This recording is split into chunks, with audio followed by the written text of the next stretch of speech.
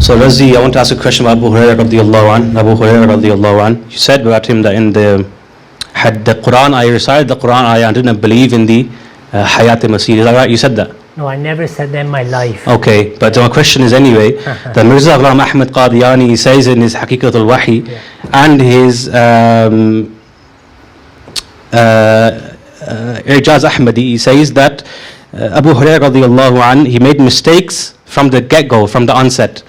And also that وَكَانَ يُخْطِئُ فِي أُمُورٍ كَثِيرَةٍ, to make many mistakes in many matters. بسبب بساطته وضعف درايته, that he made mistakes being a simpleton, basta, being basit, from basit, basta, being a simpleton, and also that he had weak diraya. How can you say about that about Sahabi? So answer that question, please. Okay, so first thing is that aswar inna mathala Isa indallahi ka mathali Adam. So the Quran is giving the example of Isa as a human being. Today you're trying to prove he's like an angelic person. This isn't proven from Quran and a Hadith. So I thought I was debating from the Quran. As for the Hadith of Damascus, it's Sharqiyya Dimashq, it's east of Damascus, and you can take ta'wil in these things because Isa died, and you yourself do ta'wil of all the signs. Yaqtulul khinzir yadaw, yaqtulul khinzir yaksiru salib. You're on record saying we have to do ta'wil because Nawas bin Samad's narration is a vision. If you read other riwayat like Musnad al-Shamin, it's Uritu Anna ibn Maryam. I saw in a dream that Isa was on a white minaret. So it was a vision shown to Rasulullah sallallahu alaihi wasallam, and it will have ta'wil because it's a vision. Now brother, as for your question about Abu Hurairah radiallahu anhu, I don't know what year you are in for your madrasa, but your Hanafi books are full of this, that he was weak in dirayat. And I'm not quoting Usul al-Shashi, I'm quoting many of your ulama. For example, Abu al-Barakat al-Nasafi, he explains this, that Abu Hurairah, he was well known for adala and hifz, but in ijtihad he was weak. So this, I have 7-8 quotes for you. Maybe they didn't show you these books in madrasa, but the Hanafis are clear that Abu Hurairah, even Aswar said once that if I was on an island, I wish I had Mirqatul Mafati and Tafsir al-Qurtubi. Tafsir al-Qurtubi says Innahu la ilmun lisa is also Rasulullah sallallahu alaihi wasallam, and for Min Ahlil Kitab, it says that this actually refers to the Ahle Kitabi. Not only this, in Mirqatul Mafati, I have the reference here, it mentions Abu Hurairah and says the madhab of a sahabi laysa bihujjah. It's not hujjah. So I didn't say Abu Hurairah radiallahu anhu, what you attributed to me. I said in Bukhari there's no istidlal. There's no mention there that he went alive to the skies, because Abu Hurairah was there at the ijma when it was recited وَمَا مُحَمَّدٌ إِلَّا رَسُولٌ قَدْ خَلَتْ مِنْ قَبْلِهِ الرُّسُلُ. So he believed in Wafat Masih after. Now as for Nuzul, because Asrar Rashid said keeps mentioning Nuzul, I will give you brothers why the Nuzul cannot mean the same Isa, because he mentioned Nuzul doesn't happen of a dead person. What he fails to recognize is قَدْ أَنزَلَ اللَّهُ إِلَيْكُمْ ذِكْرًا رَسُولًا. The Prophet ﷺ's birth is recognized as Nuzul as well. So ulama have agreed, the Akabirin, even Imam Qurtubi and other ulama, they have written that Anzala can also means khalaqna lakum, we created for you. So kayfa antum iza nazala ibn Maryam fikum, the same riwayat show that he is imamukum minkum wa fi sahih Muslim fa ammakum minkum. The same riwayat show that he is from the ummah, because Quran is qat'iyud dalala that Isa died, he is not coming back. I showed the Prophet's own tafsir. You didn't show Rasulullah's tafsir the whole debate, not even once. The Quran is clear, Isa died, he will never return. The Prophet ﷺ is clear on this. فَلَمَّا تُوَفَّيْتَنِي's tafsir. If you reject Ibn Abbas, Rasulullah said the same thing with false sanad there. Not only this, I quote كَمَا اسْتَخْلَفَ الَّذِينَ مِنْ قَبْلِهِمْ. The khulafa of this ummah, like the khulafa of the past, they're not the same people. The word kama there makes it clear. But istakhlafa remains istakhlafa. Not only this, look at the signs of the riwayat. Yaksiru salib, yaqtulul khinzir. Wherever his breath goes, people will die. Clearly there's majaz there, because a Nabi's job is to teach the book and wisdom, not that his breath kills disbelievers. So this meant with dalail they would perish. You have to do ta'wil there. You cannot use that interpretation which contradicts my master Hazrat Muhammad sallallahu alaihi wasallam. Not only this, Quran is clear, but the Rasulan ila bani Israil, Nabi sallallahu alaihi wasallam said the Anbiya before me were sent to nations, I am sent to all of mankind. Isa is only Rasulan ila bani Israil. Not only this, if you look at this, that in Sahih al-Bukhari, look, Aswar Rashid Sahib is in front of me. I'm describing him brown complexion, mashallah, well built. you know that's Asrar complexion, Asrar Sahib's complexion. If tomorrow I tell you I have a friend, his name is Asrar Rashid, he's short but he's black skinned and he has long hair, you'll know this isn't Sheikh Asrar Rashid. The Prophet ﷺ saw Isa ﷺ in the night of Miraj. He described him as reddish complexion, curly hair and a broad chest. On the same book of Sahih al-Bukhari, same page, the Prophet ﷺ saw the latter-day Messiah and he said his skin color was Adam. He was brown skin. Ulama explained this means Asman. He was brown skin. And Rasulullah ﷺ asked in that hadith, Man hadha? Who is this man? Then it was said, Huwa Isa ibn Maryam. This shows the latter-day Messiah is someone else. And Imam Razi mentions, Itlaqu ithmu shay ala ma yushabihuhu fi akthari khawasihi wa sifatihi jaizun hasan. Ismu shay, you can give the name of that thing, resemblance. So that is also proven. And I give you... Time's up. Can we go to the right side, please? Is this the fourth question? That's the fourth question. Third question. Third. So my question is that the Holy Quran repeatedly uses the concept of rafa for spiritual elevation, rank, honor, and also nearness of Allah Almighty. It is also used by some ulama to mean spiritual elevation, like for instance Muhyiddin ibn Arabi rahmatullahi in Fususul Hikam or in the Tafasir.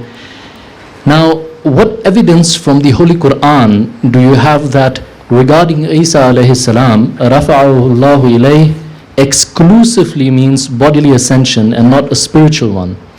Has the term rafa not been used for any other prophet?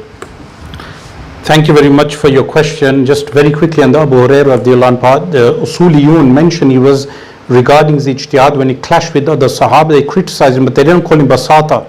Basata is to say someone's a simpleton. Secondly, you said I didn't present any proof from the Prophet ﷺ. That's incorrect. In the beginning I mentioned the Sahih Bukhari hadith of Abu Hurairah radiallahu anhu from the Prophet ﷺ. So that is from the Prophet ﷺ. Abu Hurairah didn't give that tafsir bil ra'i. He did not give that with tafsir bil ra'i. He didn't give it with the opinion.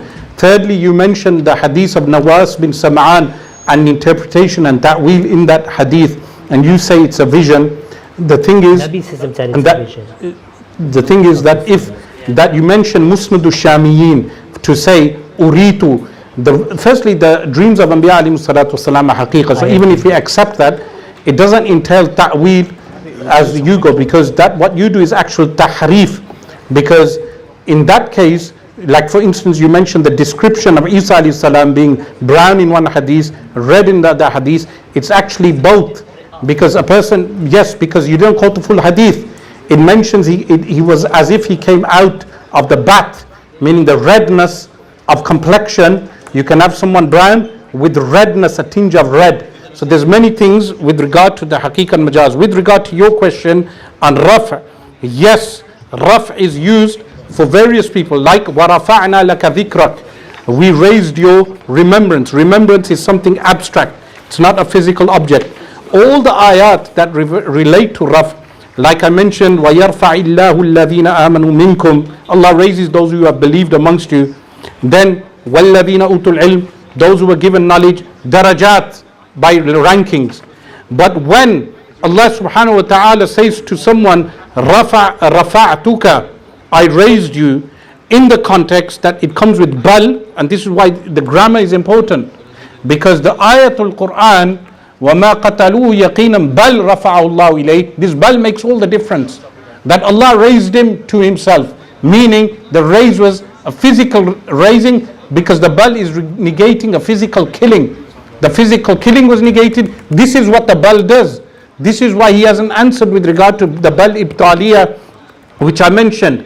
Now the Jamaat people, they may not understand, some of them may not understand such technicalities, but that is the reality. So what they resort to, the Jamaat preachers like Razi, is giving ta'wil when it suits them. Everything becomes mu'awwal, interpreted when it suits them.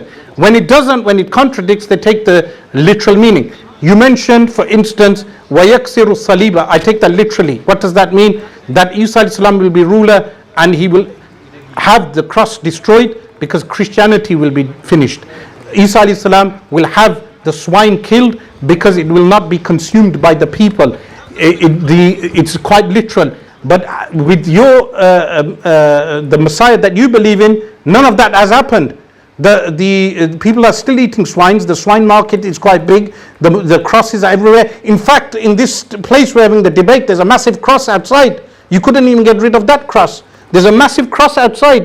So how is the cross finished? Christianity is thriving. The Pope is thriving. The Eastern Orthodox have taken Russia back. They are thriving. Your Messiah has appeared. Christianity is thriving more than ever. Putin is a living proof of that. So even if we go with the interpretation, it doesn't apply to Mirza Sahib as well, because Christianity is still thriving. People are still eating pork.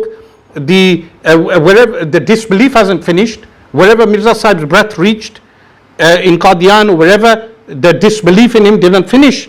There were people who rejected him from his own family. So al-haqiqa wal-majaz is something that is so integral to the entire debate that when do you go to interpretation, there are rules and regulations with regard to that are mentioned in books like Mukhtasarul Ma'ani.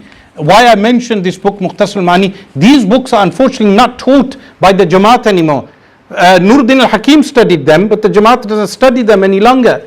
And this is why they are confused on the issue of al-haqiqa wal-majaz. And in the case of people like Razi, they totally distort the texts to keep the people in the Jamaat that these texts are applying to Mirza Sahib and they do not apply to Isa bin Maryam.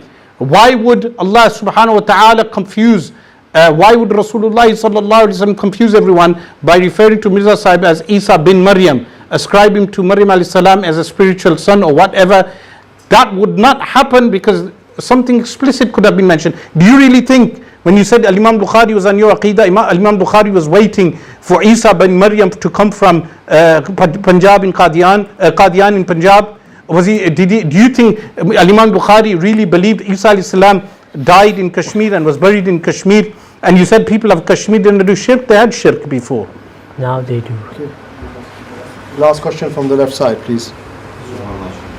So this is the last question of the whole session. And then it's going to be one more. Okay, I answered first. Last two questions. मैंने पहला जवाब दिया. So we asked first, you answered it. Yes, yes. Bismillah ar-Rahman ar-Rahim.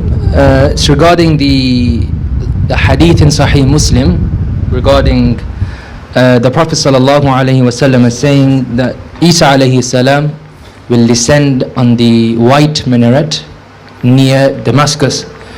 I can read the entire hadith if you want, but nowhere does it say Uritu or anything. This is, we're sticking to Sahih Muslim. If you want to bring it up, it is hadith number... I have it, don't worry. You have it, yeah? Finish it. Nowhere does it say a dream. But the Prophet sallallahu alaihi wasallam, you know, he's Jawami al-Kalim, he's very precise in his speech. 100%. And you've said that nazala yanzilu, when it comes for Isa alayhi salam, correct me if I'm wrong, you mentioned it means khalaqa, and previously I'm sure you mentioned it means wilada as well. So how would you translate this hadith? ثم ينزل عيسى بن مريم عند المنارة البيضاء. Isa alayhi salam is born in the white minaret. Is that your translation, or is he created there? And what is the belief of the Jamaat regarding this white minaret? Yes. Because we know Mirza Sahib in his Izale Oham, he says, I can give this to you if you want later. I have it. He says, मैं तो मानता हूँ और बार बार कहता हूँ कि 1 या 10,000 से भी ज़्यादा मसीह आ सकता है. I have been saying this many times and I'll believe this, that there can be more than 1,000 Masiihs. और मुमकिन है कि ज़ाहिरी जलाल व इकबाल के साथ भी आवे, और मुमकिन है कि अव्वल वो दमिश्क में ही नाजिल हो. It is possible that a Masih can enter in, the Masih can descend, one of the 1,000 Masiihs can descend in Damascus. So does he believe in this hadith literally? And if he did, later in his life we know that he ordered for the white minaret to be constructed, and there was not enough funding for the white minaret to be constructed, and about 32 years after he passed away, the Jamaat had to release this advertisement, that we've got it dated here as well. There's another advertisement, that whoever pays 100 rupees will put their name on the white minaret. But this was after Mirza Sahib has already passed away. So how would you translate the hadith, and how would you answer this dichotomy in Mirza Sahib's belief? Initially he believes a Messiah can descend in Damascus. Later he's saying build the minaret of Damascus in Qadian. Jazakallah, brother. Firstly, Aswar Rashid, in the past you used to say Yaksiru Salib and Yaktul Khinzir, you do Tawil. I have your videos, I can show you them. The Prophet ﷺ beautifully said, Anal Mahi Allavi Yamhullahu Biyal Kufr. Through me disbelief will disappear. Till today, the crosses you saw here, the Prophet ﷺ was actually sent and he did erase disbelief through Dalail. In the same way, Yaksiru Salib, Fathul Bari and Umdatul Qari, Imam Badruddin al-Aini says, it was open to me. Futiha li Yaksiru Salib means showing Ibtalu Deen al-Nasraniya, to prove Deen of Nasraniya is false. Allah says in the Quran, Huwaladhi arsala rasulahu bil huda wa deen al-haqqi li yudhhirahu ala deeni kulli walau kariha al-mushrikun. Deeni kulli is mentioned. Have all the deens ended? Christians, Jews, according to Quran, will always remain. So Yaksiru Salib cannot mean there will be no crosses left. And the image you've given of Islam today, that when Islam dominates, you will break crosses, I am free of this. This was not the teaching. Jesus Don't cut me off. Restart my time. Don't cut me off. This is against the freedom of religion. Okay, Quran says they will always remain. I gave you 2 ayat. You didn't open your mouth on those ayat. You could have tried answering, you didn't. As for the other point you mentioned that, that I mentioned that. So yeah, brother, you asked about Sahih Muslim, Nawas bin Saman. I never said in Sahih Muslim the words Uritu are there. If you were listening, Musnad al-Shamin mentions the same riwayah from Nawas bin Saman. Nabi Sallallahu Alaihi Wasallam saw a dream. This is the riwayah. I can give it to you afterwards. Asrar Sahib knows of this riwayah. As for the Huliyatain, the 2 different complexions of Isa, you said that someone can be brown and red. My dear brother, in the brown riwayah, the Prophet ﷺ said, Man hadha. He didn't recognize him. It wasn't the same Isa ﷺ. Always when he saw him in Miraj, reddish skin. Every riwayah for the one to come in Bukhari Muslim is brownish skin. In Miraj, he was with Yahya ﷺ. You said he's Ruhullah, so he's alive in the skies, my brother. This is maybe Christianity, it's not Islam. Allah gives his example with Adam ﷺ. You're giving his example with a non-human being. This isn't Islam, my brother. Not only this, you mentioned that, did Imam Bukhari mention Punjab? My dear brother, prophecies are for the future. Imam Bukhari didn't claim ilm ghaib. He accepted wafat Masih and affirmed nuzul just like we do. When the prophecy is fulfilled, then you know what happened. Like the Jews, till today they're waiting for Isa ﷺ. They still haven't recognized him, and you are following their footsteps by continuously waiting for Hazrat Isa ﷺ, although Quran and Bukhari Muslim say Isa ﷺ. Now as for your question, brother, regarding the Damascus question, I'm sorry I came to it late, but there's so much being said. First point is, brother, I showed you the Uritu mention, right? Number 1. Number 2, I didn't say that Anzala, the word nuzul. I said when Allah does nuzul, kad anzalallahu ilaykum dhikran rasula. The Prophet ﷺ had nuzul as well. Was it him bodily coming from the skies? No, he was born on earth. It means he has the help of Allah. This is what nuzul from Allah means. We accept Hazrat Ahmad had nuzul because nuzul, a guest, a traveler in Arabic is called nazil. So the promised Messiah fulfilled this east of Damascus. You didn't finish the hadith. Sharqiya Dimashq, he brought the map, open it. Qadiyani is direct east of Damascus. So that hadith was fulfilled this way. As for I'll explain, just let me finish. As for the 10,000 messiahs, when the promised Messiah claimed to be the promised Messiah, in the story, he did ta'wil and said, I am no one, many like me can come. But then he clarified that these prophecies of Nuzul Masih, it's only me, no one else. Not only this, my brother, regarding these signs of Nuzul Masih, the ta'wil your Shaykh is doing contradicts the Quran. For example, the Nabi will come, his breath, wherever it reaches, it will kill disbelievers. وَالَّذِي بَعَثَ فِي الْأُمِّيِّينَ رَسُولًا مِّنْهُمْ. Nabi's job isn't to, his breath is killing disbelievers. He has to give dalail and do itmam hujjah with barahin. Not with the sword, not imma Islam, imma safe, because Allah says, وَلَوْ شَاءَ رَبُّكَ لَآمَنَ مَنْ فِي الْأَرْضِ كُلُّهُمْ جَمِيعًا أَفَأَنْتَ تُكْرِهَ النَّاسَ حَتَّى يَكُونُوا مُؤْمِنِينَ. Allah said to Rasulullah sallallahu alaihi wasallam that if we willed, everyone would believe. Will you force people to convert? So you actually believe when Isa ﷺ comes, imma Islam or imma safe, accept Islam or the sword. I am free of this. This contradicts La ikraha fid din and other ayat. Your aqidah of nuzul contradicts the entire Quran. Every sign that you take literally, just yesterday, my brother, in your videos, you were saying Yaksiru Salib isn't literal. So in front of the other awam you're taking majaz, today you change your aqidah, walhamdulillahi rabbil alamin. Thank you. So now the last question, I have to be honest, we don't have much time because of the booking of this hall as well. So this is the last question. Unfortunately, we can't take questions from the audience online because of the time that we have, and we have to clear the hall and many other things. So can we ask the last question from the audience from the right side, and then inshallah we'll end the debate. So my question is, can you start off, is the... We can't hear it. Can you not hear it? Can you hear it now? Yep. So my question is that is Hayat Isa alayhi salam a matter upon which there is ijma, i.e. consensus, or is this a ikhtilafi masala, a scholarly disagreement? And if you feel that it is an ijma, then we would like to know that when and how was this ijma established?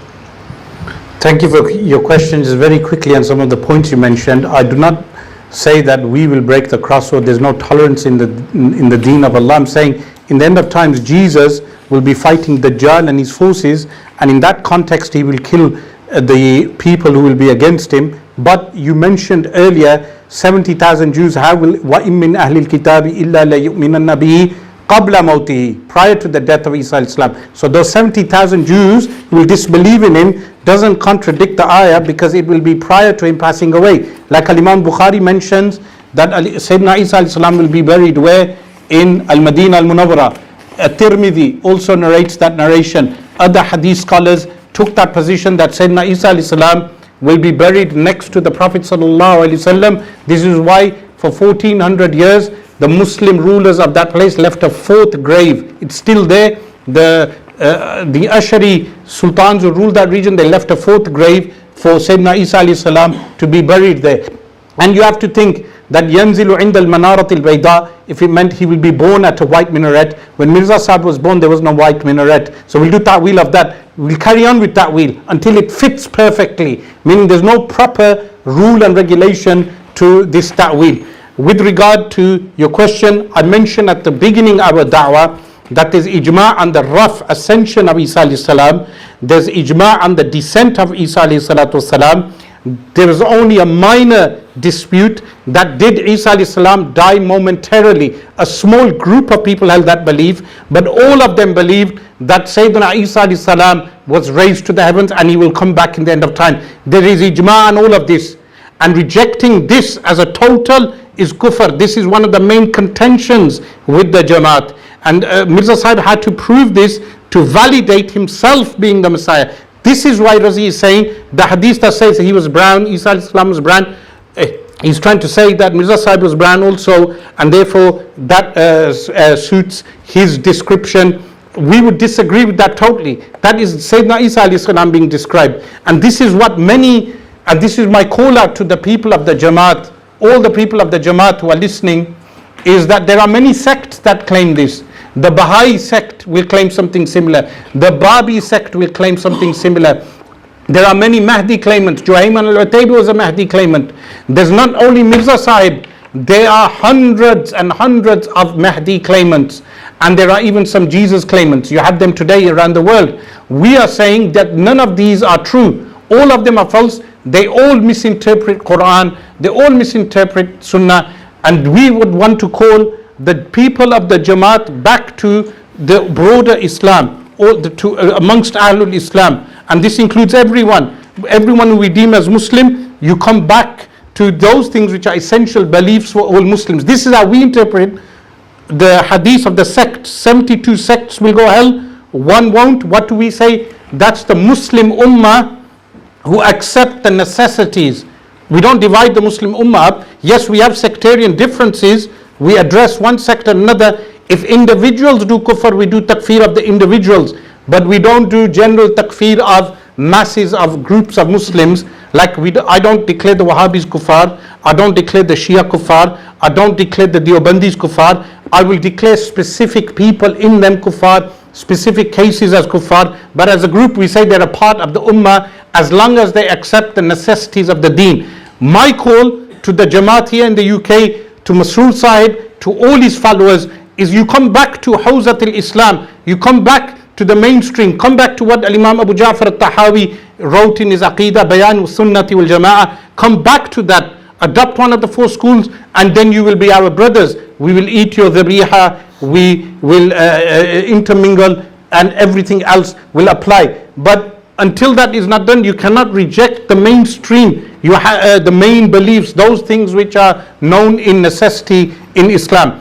And no one from the Jamaat should be killed wrongly. I would say that openly. I'm against persecution. No one, the children, the women, the men who are innocent, if in those cases, persecution of killing people in the Jamaat, we do not want your blood. That's a false dichotomy. Razi came down to see me. No one went after his blood. Rahil was there. Ibrahim Saab was there. No one is after your blood. We want to bring you back to the mainstream body of Muslims. We ask Allah subhanahu wa ta'ala enable us to do this, and that is the outcome of this debate. أقول قولي هذا وأستغفر الله لي ولكم, and the debate finishes here. Jazakumullah ahsanul jaza. Yes, I will come to Ibrahim Sahib in a bit, but away from all of the debate, I want to give both of you 2 minutes each, just very, very quickly, to have your final comments about, nothing to do with this, but generally with regards to whether these debates should continue and other such aspects that you think that can help us go forward. Yeah, A'udhu Billahi Minash Shaitanir Rajeem, Bismillahir Rahmanir Rahim. So firstly, I want to thank Brother Aswar Rashid Sahib and all you brothers who came here today. You took out time to attend this debate today. And end of the day, arguments will always be presented. We should all pray to Allah that He unites us upon the haqq, the path of Bukhari, the path of firstly the Quran, the Sahaba, the Prophet ﷺ first, then his Sahaba, and Allah unites us upon that truth. And of course today there were a few ups and downs, and if there's anything from my end where Aswar Rashid said was offended, I wholeheartedly apologize for that. May Allah forgive me for any shortcomings from my end. Apart from that, inshallah, I think it's a great step for future discussions with Sheikh Aswar Rashid and his students here, that we continue this dialogue so the truth can be spread, and inshallah knowledge can be spread. And we pray, and I call also the Barelvi brothers to the true Islam as well, and that they pray to Allah. Today I just have one request for all the Barelvis watching, or anyone who is not an Ahmadi Muslim.